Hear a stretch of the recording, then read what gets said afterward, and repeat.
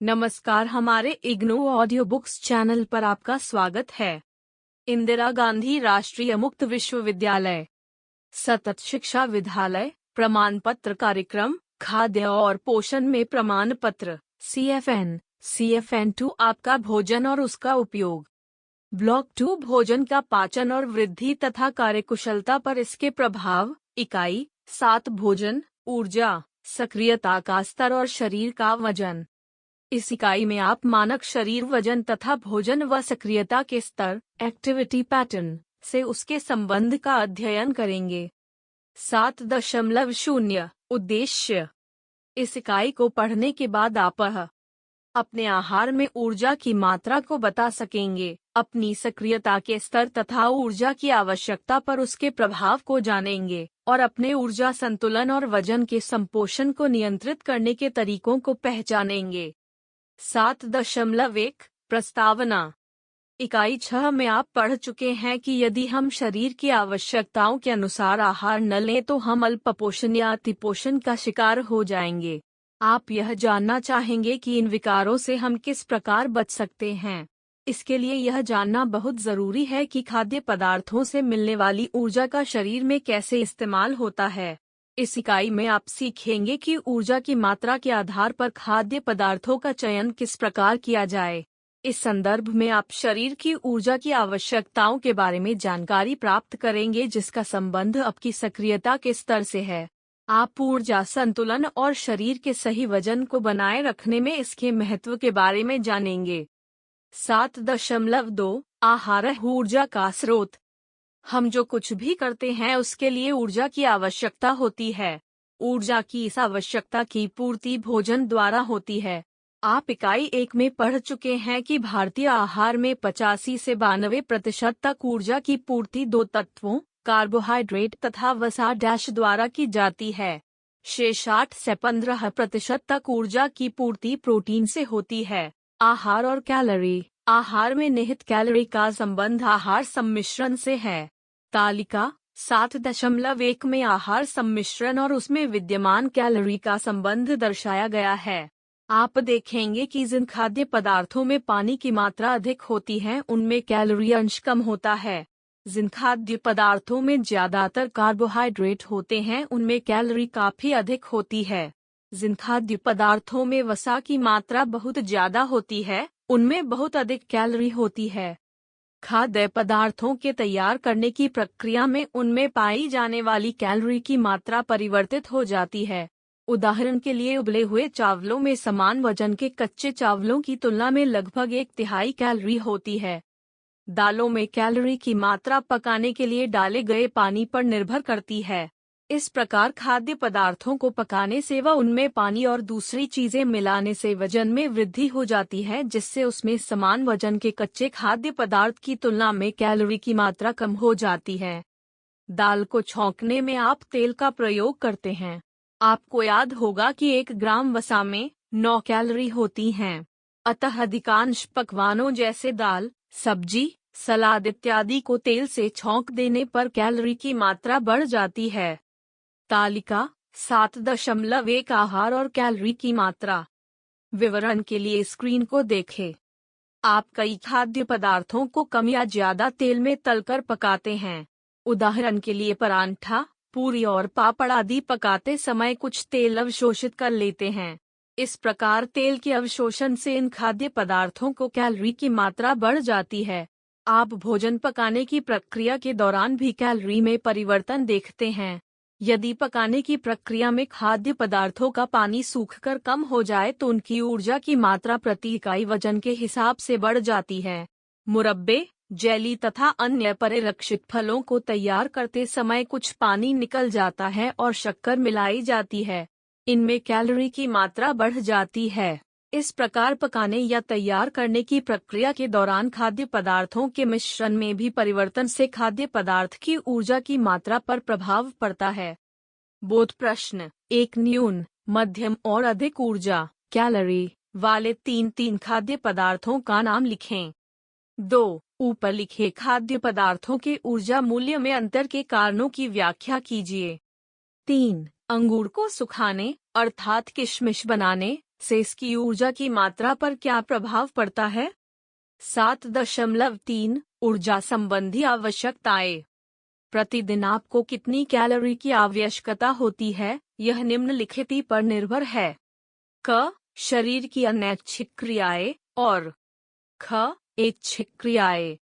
अनैच्छिक क्रियाओं में लगने वाली ऊर्जा आपके शरीर के लिए आधारभूत आवश्यकता है। इसे शरीर के वजन के प्रति किलोग्राम प्रति घंटा व्यय होने वाली ऊर्जा द्वारा मापा जाता है। इसे आधारभूत चयापचय दर, बेसिक मेटाबॉलिक रेट कहते हैं। अनैच्छिक क्रियाएं वे क्रियाएं हैं जो हमारे नियंत्रण में नहीं होती। ये शरीर में अपने आप ही होती रहती हैं, जैसे हृदय गति, पाचन तंत्र की गति आदि। इन अनैच्छिक क्रियाओं के लिए ऊर्जा की पूर्ति जीवन के लिए अति आवश्यक है। इन्हें किसी अन्य आवश्यकता को ध्यान में रखे बिना क्षण क्षण पूरा करना पड़ता है। शरीर की अनैच्छिक क्रियाओं के लिए आवश्यक ऊर्जा की मात्रा ऐच्छिक क्रिया के लिए जरूरी ऊर्जा से कहीं अधिक होती है। आपकी अनैच्छिक क्रियाओं की गति थायरोक्सिन नामक हार्मोन द्वारा निर्धारित होती है। पिछली इकाइयों में हमने बताया है कि यह तत्व आपकी गर्दन में थायराइड नामक ग्रंथि द्वारा बनता है। यदि थायरोक्सिन की मात्रा अधिक हो तो अनैच्छिक क्रियाओं में अधिक ऊर्जा खर्च होती है, यदि कम मात्रा में हो तो इन क्रियाओं के लिए कम ऊर्जा खर्च होती है। इस प्रकार इन असामान्य हालतों का ऊर्जा की आवश्यकता पर प्रभाव पड़ता है, अतः इनका इलाज करना बहुत जरूरी है। किंतु इस प्रकार की असामान्य स्थितियां आम नहीं होती। हम में से अधिकतर लोगों में थायराइड ग्रंथि सामान्य रूप से कार्य करती है और आधारभूत चयापचय दर भी सामान्य होती है। ऐच्छिक क्रिया वह है जिसे आप अपनी इच्छा से करते हैं। इसमें निम्नलिखित बातें शामिल हैं। वे क्रियाएं जो आप अपने व्यवसाय, पेशे या नौकरी के सिलसिले में करते हैं। वे क्रियाएं जो आप फुर्सत के समय करते हैं, जैसे टेनिस खेलना, चित्रकला आदि। और वे क्रियाएं जो आप दैनिक कार्य के रूप में करते हैं, जैसे दातुन करना, स्नान करना, खाना, काम पर जाना, कपड़े धोना, बर्तन साफ करना इत्यादि। इन क्रियाओं में खर्च होने वाली ऊर्जा की मात्रा मांसपेशियों के इस्तेमाल पर निर्भर करती है।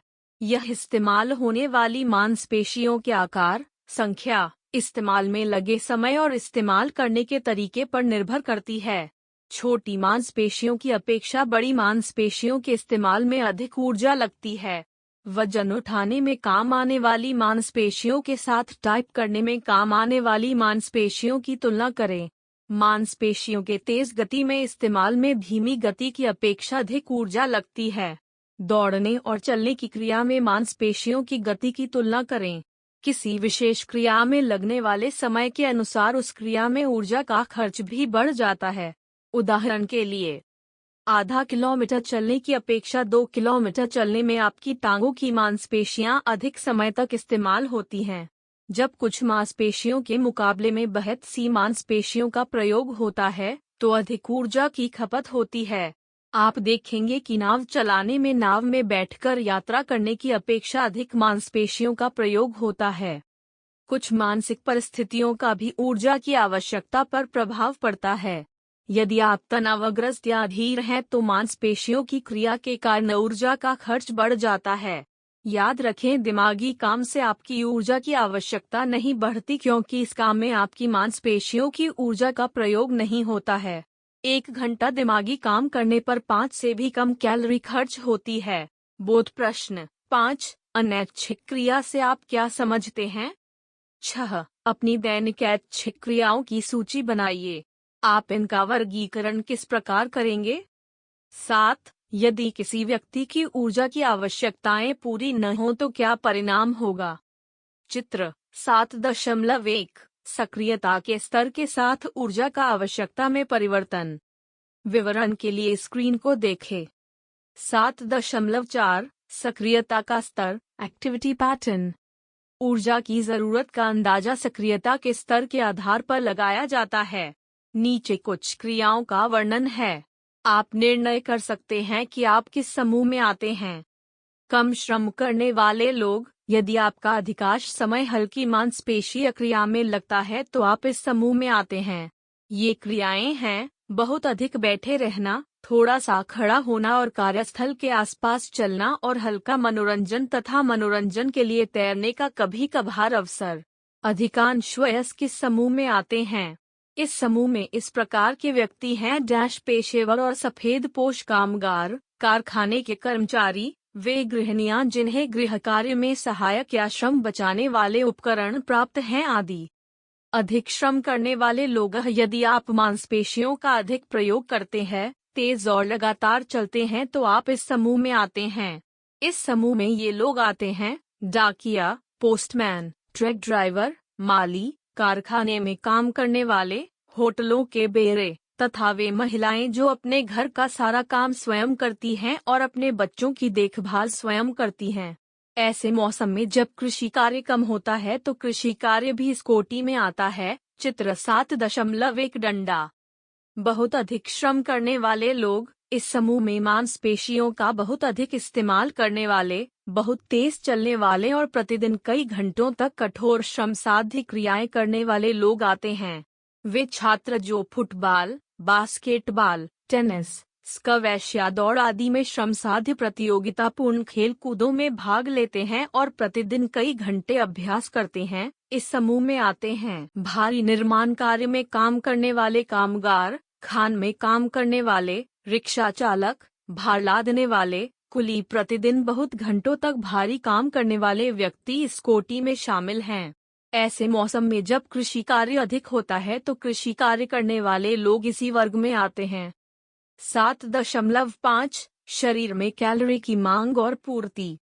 आपका वजन भोजन से प्राप्त ऊर्जा और जीवन में प्रतिक्षण व्यय होने वाली ऊर्जा पर निर्भर करता है। ठीक इसी प्रकार आपका बैंक बैलेंस भी निर्धारित होता है। आप जानते हैं कि यह सिर्फ वेतन के चेक से ही निर्धारित नहीं होता। यह आपकी आय और व्यय, मांग और पूर्ति के बीच के बाद बचा शेष है। इससे ही यह पता चलता है कि बैंक में आपका कुछ धन शेष है, सारा का सारा वेतन निकाल लिया है अथवा अपनी बचत में से भी कुछ खर्च कर दिया है। शरीर में प्रयोग होने वाली ऊर्जा की भी यही स्थिति है। एक बात अवश्य ध्यान में रखें, बैंक शेष में जहां अधिक से अधिक धन का होना अच्छी बात है, वहां शरीर में अधिक ऊर्जा का इकट्ठा होना अच्छा नहीं है। आइए देखें आपकी ऊर्जा की मांग कैसे निर्धारित होती है और भोजन उसे कैसे पूरा करता है। क्रियाएं और कैलोरी। आपके शरीर की सभी क्रियाओं के लिए आवश्यक ऊर्जा की पूर्ति आहार द्वारा होती है। इनमें कुछ क्रियाएं ऐसी हैं जो शरीर को काम चलाऊ हालत में रखने के लिए आवश्यक हैं, जैसे सांस लेना, हृदय गति, रुधिर संचरण, शरीर का विकास तथा पुराने ऊतकों की मरम्मत। अन्य क्रियाएं शरीर की काम करने की क्षमता से जुड़ी हैं, जैसे चलना फिरना, बच्चे को घुमाना, फर्श पर झाड़ू लगाना। इस प्रकार शरीर की आवश्यकता अनुसार ऊर्जा की पूर्ति भोजन का मुख्य कार्य है। आपने इकाई 4 में पढ़ा है कि भोजन पचकर पोषक तत्वों के रूप में परिवर्तित हो जाता है और ये पोषक तत्व रक्त के माध्यम से शरीर की कोशिकाओं तक पहुंचते हैं। ये तत्व कोशिकाओं में पाई जाने वाली ऑक्सीजन के द्वारा ऑक्सीकृत ऑक्सीडाइज होते हैं, जिससे शरीर की आवश्यकता को पूरा करने के लिए ऊर्जा की प्राप्ति होती है। आपने इकाई 1 में यह जानकारी प्राप्त की थी कि कैलोरी ऊर्जा की इकाई है। जिस प्रकार आप अपना वजन किलोग्राम में और अपना कद सेमी में मापते हैं, उसी प्रकार आप आहार में ऊर्जा अंश को कैलोरी में मापते हैं तथा क्रियाओं में खर्च की गई ऊर्जा को भी कैलोरी में मापा जाता है। यदि आप शरीर की आवश्यकता के अनुसार ऊर्जा लेंगे तो आपके शारीरिक वजन सही होगा और उसमें कोई परिवर्तन नहीं होगा। अतः स्वस्थ वयस्कों द्वारा वजन बनाए रखना ऊर्जा संतुलन का प्रतीक है। जब आप शरीर की आवश्यकताओं की पूर्ति के लिए पर्याप्त मात्रा से अधिक आहार का उपभोग करते हैं, तो वह शरीर में वसा के रूप में जमा हो जाता है। यदि लगातार कम मात्रा में आहार लिया जाए जिससे ऊर्जा की आवश्यकता की पूर्ति न हो सके, तो शरीर में पाई जाने वाली वसा इस कमी को पूरा करने के लिए इस्तेमाल होती है, जिससे शारीरिक वजन कम हो जाता है। कम वजन वाले व्यक्ति कम सक्रिय होते हैं और उनमें रोगों का प्रतिरोध करने की शक्ति भी कम होती है, जिसके कारण उनकी काम करने की क्षमता कम होती है। आइए देखें कि अपेक्षित स्तर पर शरीर के वजन को कैसे संपोषित किया जा सकता है। बोध प्रश्न 8 ऊर्जा संतुलन क्या होता है? 9 आपका वजन कैसे और क्यों बढ़ता है? 10. यह बताइए कि सक्रियता के स्तर के आधार पर लोगों को किस प्रकार वर्गीकृत किया जा सकता है। उदाहरण के लिए कम श्रम करने वाले समूह में कौन कौन लोग शामिल हैं? 7.6. शरीर के भार का संपोषण। हर व्यक्ति अपने शारीरिक वजन में दिलचस्पी रखता है। अपने आसपास देखने पर आपको पता चलेगा कि बहुत कम व्यक्ति ही सामान्य वजन के होते हैं।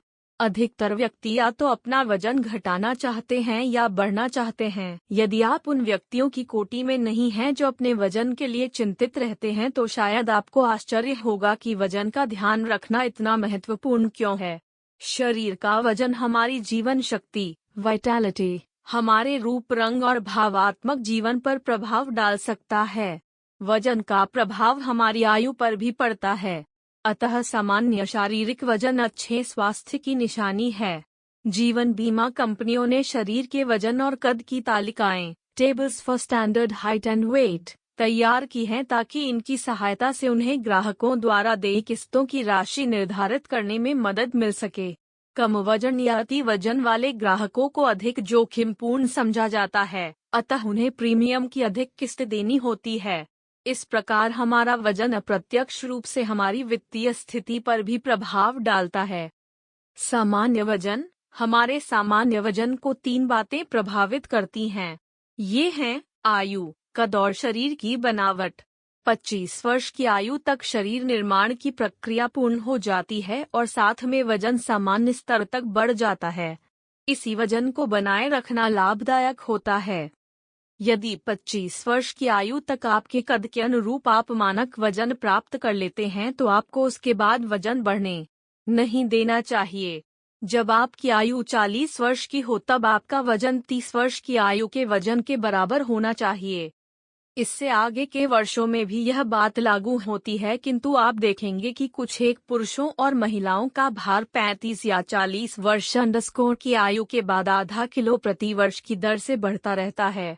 शायद आप समझते होंगे कि आधा किलो प्रति वर्ष की दर से वजन वृद्धि का कोई विशेष महत्व नहीं है, किंतु जब यह प्रक्रिया 10 से 15 वर्ष तक जारी रहे तो यह अतिरिक्त वजन मिश्रित रूप से स्पष्ट दिखाई पड़ने लगता है। कद के अनुसार वजन। शरीर का कद और बनावट आनुवंशिकता पर निर्भर करते हैं, अतः अपने शरीर के कद और बनावट पर तो नियंत्रण नहीं रखा जा सकता है, किंतु आप शरीर के ढांचे के अनुसार वजन का निर्धारण और नियंत्रण तो कर ही सकते हैं। पुरुषों और महिलाओं के लिए शरीर का मानक वजन तालिका 7.2 और 7.3 में दिए गए हैं। ये तालिकाएं भारतीय जीवन बीमा निगम ने तैयार की हैं। अपना वजन नियमित रूप से लिखते रहें।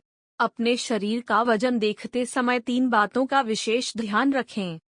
पहले, शरीर का वजन नियमित रूप से जैसे महीने में एक बार, दिन में एक ही समय पर तथा यथासंभव एक ही मशीन पर करें। एक ही दिन में आपके वजन में 1 किलोग्राम या इससे अधिक का परिवर्तन हो सकता है। यह अंतर पानी पीने, एक दिन में लगभग 1 किलोग्राम, भोजन करने 600-750 ग्राम और मलमूत्र द्वारा वजन में कमी के कारण होता है। यदि वजन करने की मशीन आपके घर में उपलब्ध हो तो वजन करने का उत्तम समय सुबह सवेरे है जब आप निराहार और निर्जल हों। यदि आप घर से बाहर किसी मशीन पर वजन करते हैं तो प्रत्येक समय अपना वजन मापने के लिए एक ही मशीन का इस्तेमाल करने की कोशिश करें। वजन करते समय हर बार एक समान हल्के कपड़े पहनें और जूते या चप्पल न पहनें। यदि आपके पास कोई पर्स, ब्रीफ केस अथवा पुस्तकों का थैला हो तो वजन करते समय इन्हें अलग रख दें। इनमें से बहुत सी वस्तुओं के कारण आपका वजन 1 किलोग्राम या अधिक बढ़ सकता है और गलती हो सकती है। तालिका 7.3 महिलाओं का कद के अनुसार वजन और कम या अधिक वजन की सीमाएं। वजन विवरण के लिए स्क्रीन को देखें। अपना वजन अपनी डायरी में या पुस्तिका में तारीख सहित लिखें। अपने वजन की तुलना अपने कद के अनुसार मानक वजन से करें। अपने वजन की तुलना पिछले महीने के वजन से और उससे भी पिछले महीने के वजन से करें। मान लो आज आपका वजन 55 किलोग्राम है और आप यह देखते हैं कि यह पिछले महीने से आधा किलोग्राम अधिक है। आप सोच सकते हैं कि यह चिंता का विषय नहीं है क्योंकि दिन में आपके शरीर के वजन में इससे अधिक अंतर हो सकता है, किंतु अपने वजन के रिकॉर्ड की जांच करें और देखें कि वजन में वृद्धि तो नहीं है। यदि आपका वजन कम है तो भी आपको ध्यान देना चाहिए और यह देखना चाहिए कि वजन में धीरे धीरे तब की वृद्धि होती रहे जब तक आपका वजन कद और शरीर की बनावट के अनुरूप मानक सीमा तक ना पहुंच जाए। बोध प्रश्न 11। वयस्कावस्था में शरीर के वजन का संपोषण क्यों जरूरी है? 12। कद के अनुसार शरीर के वजन की तालिकाएं सबसे पहले किस संस्था ने तैयार की और क्यों? 13। अपने शरीर के वजन का रिकॉर्ड रखने के लिए क्या क्या सावधानियां बरतनी चाहिए? 7.7 सारांश। इस इकाई में आपने भोजन सम्मिश्रण और कैलोरी की मात्रा के संबंध के विषय में जानकारी हासिल की। शरीर के अपेक्षित वजन पर आपकी आयु, शरीर की बनावट और वजन का प्रभाव पड़ता है। अपने शरीर भार को नियमित रूप से और सही रिकॉर्ड रखने के महत्व के बारे में भी आपने जानकारी हासिल की। अपनी सक्रियता के स्तर को देखते हुए आप यह निर्णय कर सकते हैं कि आप कम श्रम करने वाले, अधिक श्रम करने वाले और बहुत अधिक श्रम करने वाले समूहों में से किस समूह में शामिल हैं। अपना शरीर का मानक वजन बनाए रखने के लिए आपको अपनी भोजन द्वारा मिलने वाली ऊर्जा और खर्च की गई ऊर्जा के बीच संतुलन रखना होगा। धन्यवाद, मिलते हैं अगले वीडियो में।